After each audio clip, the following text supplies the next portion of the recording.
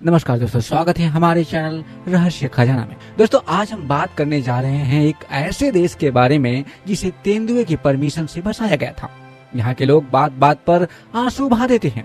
इस देश में वैलेंटाइन डे के दिन बाबर का जन्मदिन मनाया जाता है और तैमूर जैसे क्रूर शासक को यहाँ के लोग अपना हीरो मानते हैं। इस देश में प्राकृतिक संसाधनों की कमी नहीं है, लेकिन फिर भी इसकी गिनती दुनिया के गरीब देशों में होती है। यहाँ पर ब्रेड का एक अलग ही महत्व है और हमारे यहाँ की तरह ही इस देश में अगर काली बिल्ली रास्ता काट जाए तो लोग उसे अशुभ मानते हैं।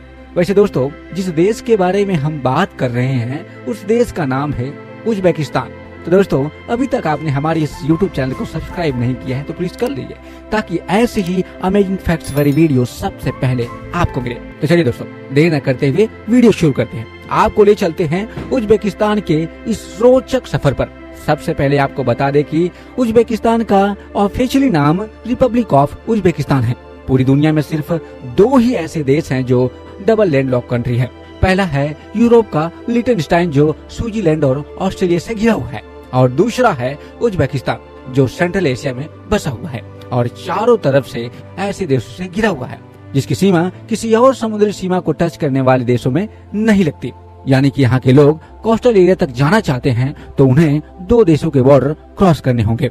उज़्बेकिस्तान दुनिया का एकमात्र ऐसा देश है जिसकी सीमा देशों से मिलती है, जिसके नाम के पीछे तुर्कमेनिस्तान, किर्गिस्तान और तजाकिस्तान साल 2023 के आंकड़ों के माने तो उज़्बेकिस्तान 3,61,63,354 लोग का घर है और आबादी के मामले में यह दुनिया का 43वां सबसे बड़ा देश है, जबकि देश का टोटल लैंड एरिया है 4,48,900 किलोमीटर और लैंड एरिया के हिसाब से दुनिया का 56वां सबसे बड़ा देश है। उज़्बेकिस्तान एक यंग कंट्री है जिसकी औसत उम्र सिर्फ 27 साल है। धार्मिक नजरिए से देखा जाए तो उज़्बेकिस्तान में मुस्लिम की संख्या सबसे ज्यादा है।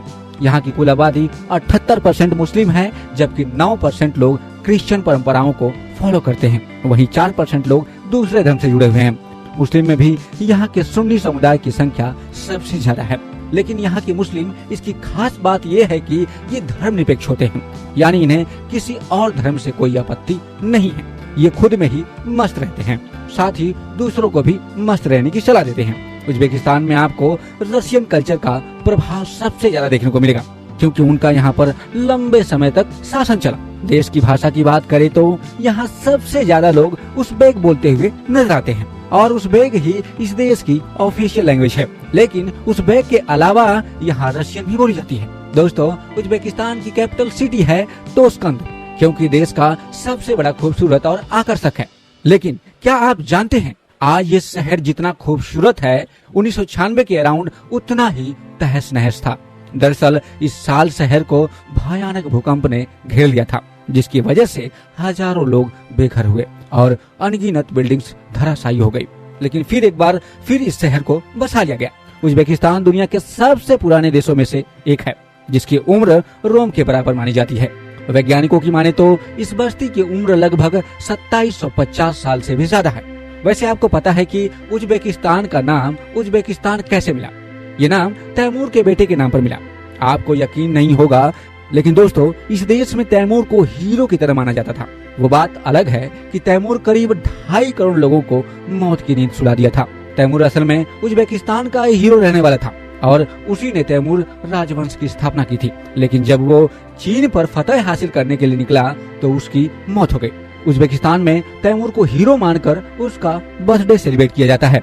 बस तैमूर ही नहीं, यहाँ तो बाबर को भी देवता की तरह पूजा जाता है और वैलेंटाइन डे यानी 14 फरवरी को उसका जन्मदिन मनाया जाता है। और ऐसा साल 2012 से चलता चला आ रहा है, जब उस पे उज़्बेकिस्तान की सरकार ने फरमान जारी कर वैलेंटाइन डे को बैन कर दिया और इस दिन बाबर का जन्मदिन मनाने के लिए कहा। दोस्तों, क्या आप यकीन कर सकते हैं कि किसी देश की स्थापना का परमिशन तेंदुआ दे? सुनकर ही बड़ा अजीब लगता है, लेकिन उज़्बेकिस्तान के साथ ऐसा ही हुआ।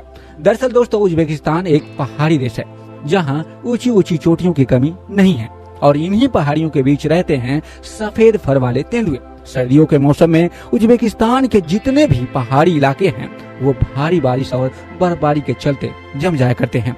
कहानियों के मुताबिक एक बार जब इन्हीं में से एक शहर को बसाया जा रहा था तो एक दिन पहाड़ी से नीचे तेंदुआ उतर कर आया और उसने ही शहर को बसाने की परमिशन दे दी। ये सुनने में कितना अजीब लगता है, पर यही सच है, क्या कर सकते हैं। उज्बेकिस्तान देश की कुल जीडीपी 85.05 बिलियन डॉलर्स की है और जीडीपी में 25% तक की भागीदारी कॉटन से होती है, क्योंकि ये देश दुनिया का तीसरा सबसे बड़ा कपास एक्सपोर्टर है और छठवां सबसे बड़ा कपास उत्पादक देश है। दुनिया के लगभग 10% कॉटन उज्बेकिस्तान से ही आते हैं, जो 7 लाख से 8 लाख टन के अराउंड होती है। इस लिहाज से उज्बेकिस्तान दुनिया का 11वां सबसे बड़ा कॉटन एक्सपोर्ट प्रदेश है। कॉटन के अलावा इस देश में तेल, प्राकृतिक गैस और यूरेनियम के भंडार है, जिससे देश की अच्छी खासी कमाई हो जाती है। साल 2015 में देश की इकोनॉमी 15% तक बढ़ी थी, लेकिन फिर भी इसकी गिनती दुनिया के गरीब देशों में होती है, क्योंकि कॉटन, पेट्रोल, गैस, यूरेनियम या जितनी भी चीजें स्वदेश की कमाई होती है, उसका सारा पैसा सरकार की जेब में जाता है। उज्बेकिस्तान में सोने की भंडार की कमी नहीं है। इस मामले में यह दुनिया के चौथे नंबर पर आता है और यहाँ से सोना दुनिया के कई देशों में एक्सपोर्ट भी किया जाता है। दोस्तों, उज्बेकिस्तान के लोग पढ़ाई लिखाई में सबसे आगे हैं।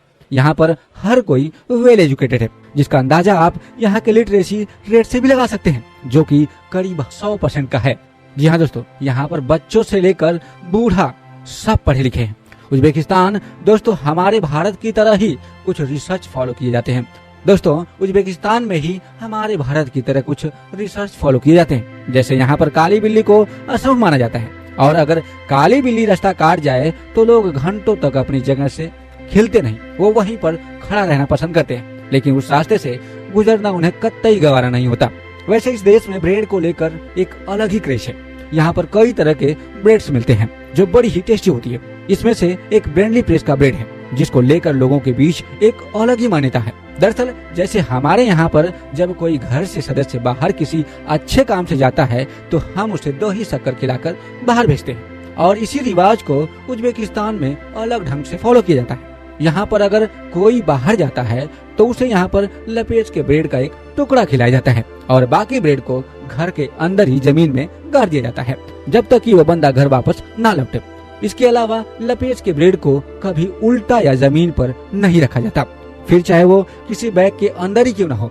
अगर आपने ऐसा किया या उसे उल्टा रखा तो उसे बुरी किस्मत और दुख दर्द की निशानी माना जाएगा। वैसे यहाँ पर ब्रेड को चाकू से काटने का रिवाज नहीं है, बल्कि इसे हाथ से तोड़कर टोकरी में डाला जाता है। दोस्तों, इस देश में शेक हैंड का कल्चर सिर्फ पुरुषों तक ही सीमित है। अगर आप किसी लड़की से हाथ मिलाते हैं तो आपको अच्छी नजरिए से नहीं देखा जाएगा, लेकिन यहाँ पर महिलाओं का सम्मान करने के लिए या बातचीत शुरू करने के लिए पुरुष अपने दाहिने हाथ को अपने दिल पर रखकर सिर झुकाते हैं और उन्हें विश करते हैं। दोस्तों, उज्बेकिस्तान में बड़ों बुजुर्गों का बड़ा आदर किया जाता है। दोस्तों, उज्बेकिस्तान में ही नहीं तो वैसे तो हर कंट्री में ही बड़े बुजुर्गों का सम्मान किया जाता है, लेकिन दोस्तों उज्बेकिस्तान में बड़े बुजुर्गों का बड़ा आदर किया जाता है। उनके पैर छूना, आशीर्वाद लेना यहाँ के संस्कार के साथ यहाँ पर कोई भी बड़ों के साथ ऊंची आवाज में बात नहीं कर सकता। अगर किसी ने ऐसा किया तो वहाँ के लोगों की उसकी नाराजगी झेलनी पड़ सकती है। अगर इस देश के लोगों की बात की जाए तो इस देश के लोग बड़े ही इमोशनल होते हैं, क्योंकि ये लोग हर बात दिल से सोचते हैं और ये बात बात पर रोने भी लगते हैं। अगर इनसे कोई ऊंची आवाज में बात भी कर ले तो इनकी आंखों से आंसू छलक जाते हैं। अगर आप उज्बेकिस्तान में किसी से दोस्ती कर लेते हैं तो वो आपके लिए अपनी जान तक देने के लिए तैयार हो जाता है। इसलिए आप अंदाजा लगा सकते हैं कि ये लोग कितने लॉयल होते हैं। उम्मीद करते हैं कि आपको ये वीडियो जरूर पसंद आया होगा। अगर पसंद आया है तो दोस्तों आप अपना एक लाइक जरूर देते हुए जाइएगा। आपने इस वीडियो को अंत तक देखा, इसके लिए बहुत बहुत धन्यवाद।